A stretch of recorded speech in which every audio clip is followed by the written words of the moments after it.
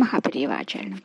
ராமாவதாரம் சொல்லும் பொழுது எப்படி மனிதன் வாழ வேண்டும் என்று வாழ்ந்து காட்டுவதற்காகத்தான் அவர் எடுத்த அவதாரம் ராம அவதாரம். எப்படின்னா தர்ம வழிகள் நடக்க வேண்டும் அப்படின்னு சொல்றதுக்காக. அப்படி பார்த்தா தர்மம் அப்படின்னு சொல்லும் பொழுது அது எத்தனை வகையாக சொல்லுவார்கள் அப்படின்னா 4 வகைப்படும் அப்படின்னு சொல்றது. அப்ப இவர் ஒருத்தர் மட்டுமே அவதாரம் செய்து அந்த 4 தர்மங்களையும் நிலைநாட்ட முடியுமா அப்படின்னா அது முடியாது.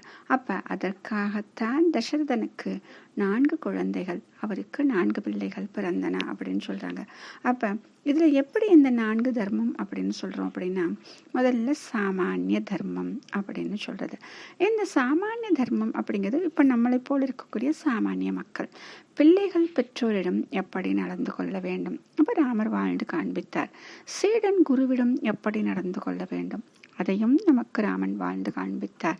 கணவன் மனைவியிடம் எப்படி நடந்து கொள்ள வேண்டும் ராமர் அதையும் நமக்கு வாழ்ந்து காண்பித்தார். இப்ப இது எல்லாத்தையுமே ராமன் நமக்கு வாழ்ந்து காண்பித்து விட்டார். அடுத்ததாக இருக்கக்கூடியது சேஷ தர்மம் அப்படின்னு சொல்றது. அப்ப இந்த சாமானிய தர்மங்களை நம்ம செஞ்சுக்கிட்டே வந்தோம் அப்படின்னா கடைசியில ஒரு நிலை வருமா. அந்த நிலையில நம்ம என்ன பண்ணுவோம் அப்படின்னா பகவானோட பாதங்களை தவிர வேற ஒன்றுமே நமக்கு சாஸ்வதம் கிடையாது அப்படிங்கிற ஒரு நினைப்பு ஏற்படும். இதுதான் சேஷ தர்மம். இதை யார் காண்பித்தார்கள் என்றால் லக்ஷ்மணன். ஏனென்றால் அவன் விடாமல் பற்றி கொண்டது அந்த ராமனின் திருவடிகளை மட்டும்தானே. ராமன் எங்கே இருக்கிறானோ அங்கே நான் இருப்பேன் அப்படின்னு சொல்லிட்டு அவனை பின்பற்றி அவனுடனேயே காட்டிற்கும் சென்றான், நாட்டிலும் வாழ்ந்து காட்டினான். இதுதான் சேஷ தர்மம். அதற்காக தோன்றியது லக்ஷ்மண அவதாரம். அடுத்ததுதான் விசேஷ தர்மம் அப்படின்னு சொல்றது. இந்த விசேஷ தர்மம் அப்படிங்கிறது ரொம்ப கஷ்டங்க.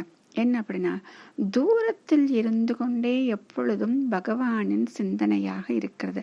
இப்ப லக்ஷ்மணனாவது பரவாயில்லைங்க, எப்ப பார்த்தாலும் ராமன் பக்கத்திலேயே இருந்தாரு. அப்ப சதாசர்வ காலமும் அவருடைய நினைவில் இருந்தார் நம்ம சொல்லலாம்.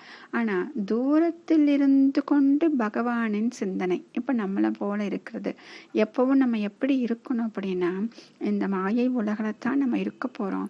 ஆனா எப்படி இருக்கணும்? ஆனா அந்த பகவானுடைய நினைவுல மட்டும்தான் இருக்கணும். இத சேஷ தர்மத்தை விட கஷ்டம் அப்படின்னு அதுக்குத்தான் சொல்றாங்க. அப்ப இதை யார் நமக்கு கடைபிடித்து காண்பித்தார் அப்படின்னா அனைவருக்குமே தெரியும்.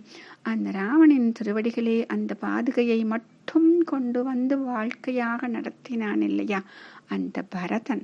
அந்த பரதனுடைய அந்த வாழ்க்கை தர்மத்தை தான் நாம் இன்றும் கடைபிடிக்க வேண்டும். அதனால தான் அந்த பரதன் அப்படின்னு சொன்ன உடனேயே மிகவும் உயர்வாக காட்டப்படுகிறார் இங்க ராமாயணத்துல. அடுத்தது விசேஷ தர தர்மம் அப்படின்னு சொல்றது. இது எப்படின்னா ஆழ்வார்களை பற்றி சொல்லும் பொழுது சொல்வாங்க, பகவானை விட அவருடைய அடியார்களுக்கு தொண்டு செய்வதும் முக்கியம் அப்படின்னு சொல்றது விசேஷ தர தர்மம். ஏன் அப்படின்னா நிறைய இடங்கள்ல பார்க்கும் பொழுது பெருமாள் சொல்லும் பொழுது அவர் சொல்லுவாராம், எனக்கு இங்கு கைங்கரியம் செய்வதை விட என்னுடைய பக்தர்களுக்கு யார் ஒருவர் கைங்கரியம் செய்கிறாரோ அவன் எனக்கு பிரியமானவன் அப்படின்னு சொல்லிட்டு சொல்லுவாராம். அப்படி பார்க்கும் பொழுது இங்கு யார் பகவானுக்கு கைங்கரியம் செய்கிறார்? பரதன். அப்ப பரதனுக்கு யார் இங்கு கைங்கரியம் செய்கிறார் என்றால் சத்ருக்கனன். அப்ப இந்த விசேஷ தர தர்மத்தை யார் அழகாக செய்தார்கள் என்றால் சத்ருக்கனன்.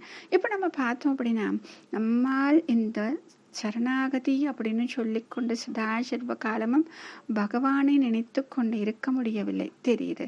அப்ப நமக்கு முன்னாடி எத்தனையோ மகான்கள் நமக்கு வாழ்ந்து காண்பித்தார்களே, ஆழ்வார்கள் அடியார்கள் அப்படின்னு சொல்லிட்டு அவர்களை வெற்றி கொண்டு அவர்களுக்கு கைங்கரியம் செய்து கொண்டு நாம் இருக்கலாம் இல்லையா.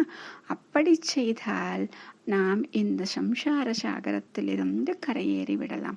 இப்படித்தான் இந்த 4 தர்மங்களையும் ராமாவதாரம் நமக்கு உணர்த்துகின்றது. இப்படிப்பட்ட இந்த தர்மங்களை நமக்கு எது முடியும் என்று யோசித்து அந்த தர்மங்களை நாம் கடைபிடித்து இந்த சம்சாரம் அப்படின்னு சொல்லக்கூடிய இந்த பெரிய கடலில் இருந்து நாம் வெளியே வர வேண்டும். மகாபெரிவா சரணம்.